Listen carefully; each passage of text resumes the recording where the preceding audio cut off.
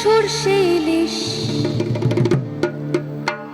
চিংড়ি কচি লাউ, বাংলা পার্শে মাছকে ধুয়ে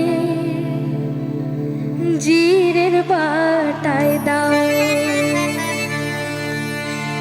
বাংলায় আমার সর্ষে